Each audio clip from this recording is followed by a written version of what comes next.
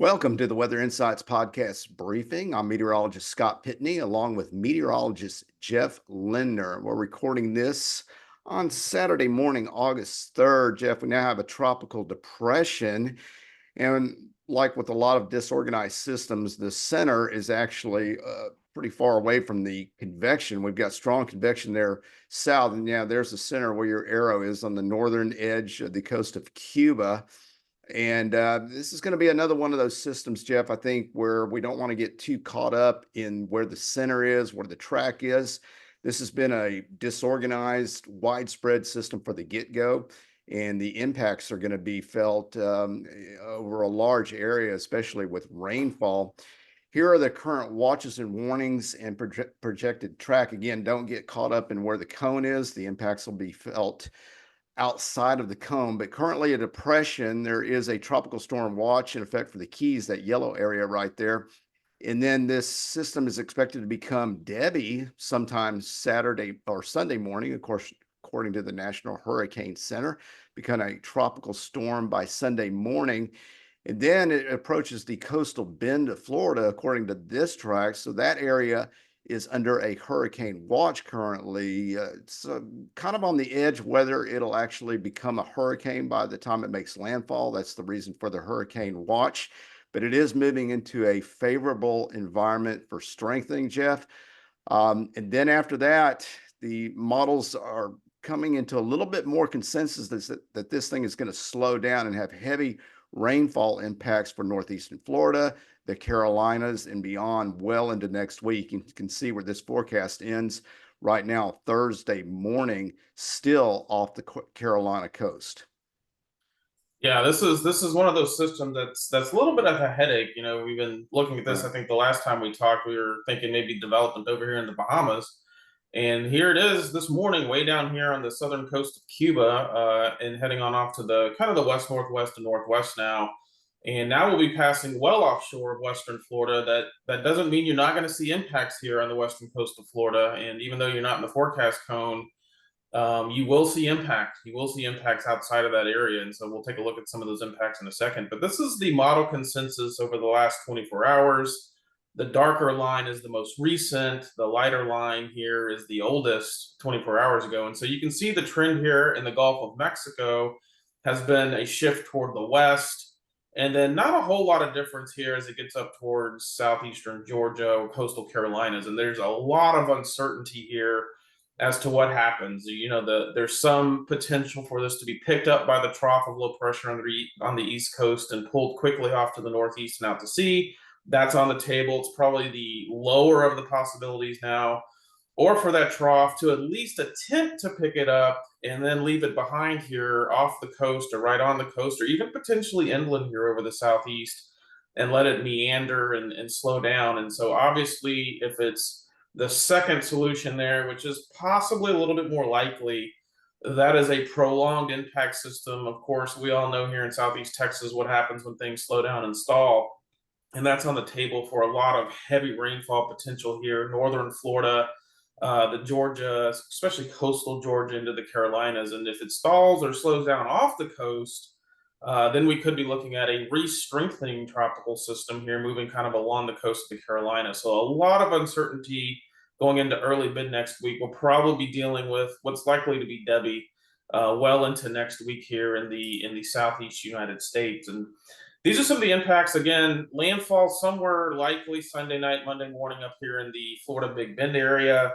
And you can see the storm surge potential. This is a very vulnerable area for storm surge, especially here in this northeastern portion of the Big Bend. And so you can just kind of tell by looking at the coast, this upside down kind of C shape or concave pattern here lends to higher storm surges. So it doesn't take a big hurricane or a big storm to produce big storm surges up here.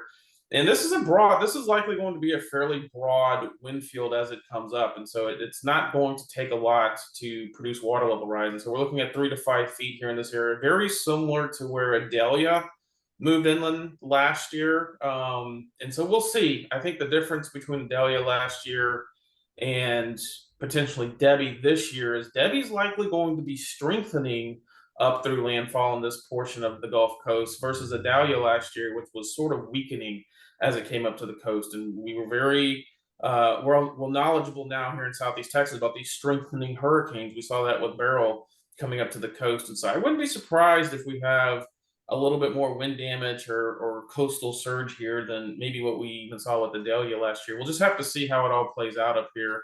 And then the biggest thing is probably going to be the inland rainfall and flooding threat. And again, I think there's a lot of uncertainty here in Georgia and the Carolinas. If this track is a little bit further to the left, a lot of this heavy rain could get in here on the inland areas. And we're talking some big totals, 1 foot easily, Yeah. 16, 18, 20 inches of rain. Yeah. And it doesn't matter where you're at. That Right. type of rainfall is a flooding rainfall. And so we'll just have to see what happens here next week off the coast of Georgia and the Carolinas. At least here through the Eastern Gulf, it's going to be moving along. And so I think the rainfall is a little bit more manageable here. Still enough to produce some flooding. But the big concern is going to be up here on the southeast U.S. coast and in the Carolinas. And one thing we haven't gotten to that point yet, but if the storm does get off the coast up here, that would produce onshore wind. And so there would be some water level rise and potential storm surge here on top of the rainfall. And for example, a city like Charleston, South Carolina, which is very low lying, that could be creating a lot of issues as we get into next week. So we'll just have to see how this plays out. A lot of uncertainty. We say that a lot in this business, but there really is a lot of uncertainty here of what Yeah. happens as this gets up into the southeast United States. Yeah. And then lastly, here's our tropical system here. You can kind of see it getting its act together over. Yeah. Kind of getting this shape to it. Yeah. Yeah, kind of. You can see the banding, and you can also see how broad it is. Mhm. These bands expanding well out. So this is the whole thing we talk about when we talk about impacts way away from the center. The center is going to go out here in the eastern Gulf, and you're going to have impacts here on the eastern coast of Florida from squalls and gusty winds and all that stuff. Yep. But I want to draw your attention to this area down here. This is a tropical wave axis. It's not showing any sort of development now. It's embedded with some dry air here to the north. Not a lot of convection, but there does appear to be a little bit of vorticity with this, or spin. And this is going to find its way through the Eastern Caribbean and over here in the Western Caribbean in about 5 to 7 days, and probably find some more favorable conditions. And it's interesting that some of the ensembles are now starting to show some potential development of this wave. This is not a lot of support. We're talking 50 or so ensembles and maybe a handful here showing some development. But this is a trend we're going to have to keep an eye on, because this wave could potentially find some good upper level conditions. Of course, very warm waters in the Western Caribbean for some development as we get maybe towards next weekend. And so we're going to have to keep an eye on this. Obviously, we talked about we're getting into the first week of August here. Things are going to potentially be increasingly active. And so as Debbie kind of exits, maybe potentially here to the right, eventually next week, our attention may turn back down here towards the central or Western Caribbean as we get to late next week. Yeah, as we've been advertising, August and September are going to be busy. So that has not changed. Be sure to check back with us every day to get the latest on the tropics, and a reminder to subscribe to our YouTube channel, or Weather Insights Podcast YouTube channel, and be sure to click the notifications button so that you will get the latest information on what's going on in the tropics. And be sure to join us for the next Weather Insights Tropics briefing.